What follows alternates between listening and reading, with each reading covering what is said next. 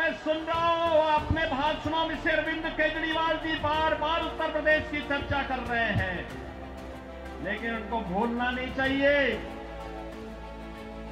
अब मॉडल के रूप में उत्तर प्रदेश को लोग देख रहे हैं। मैं पूछना चाहता हूं, दिल्ली के अंदर भी ओखला औद्योगिक क्षेत्र है और पिछले 10 वर्ष में उद्योग ना के बराबर लगे हैं। नमस्कार, मैं हूं विजय जी और स्वागत है आपका सियासत नगरी में। दिल्ली के सियासी रण में एक और नई हलचल पैदा हो गई है।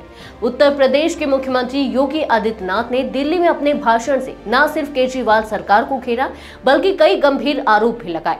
गुरुवार को उन्होंने किराड़ी में एक जनसभा को संबोधित किया और दिल्ली के विकास से जुड़े मुद्दों पर तीखा बयान दिया।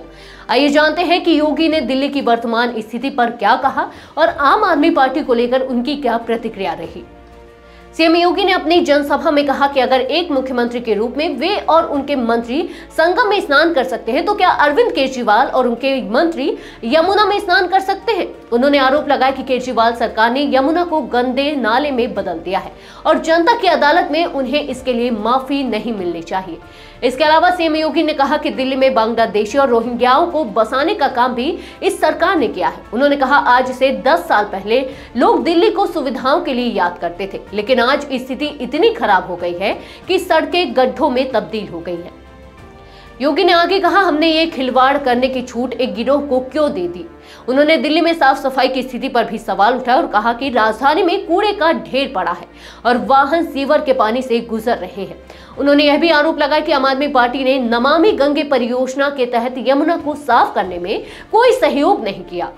योगी ने अपने भाषण में आरोप लगाया कि आम आदमी पार्टी के नेता झूठ बोलने की मशीन बन चुके हैं। उनका कहना था कि अगर ये लोग झूठ बोलने में कम समय लगाते और काम पर ध्यान देते तो दिल्ली की स्थिति अलग होती।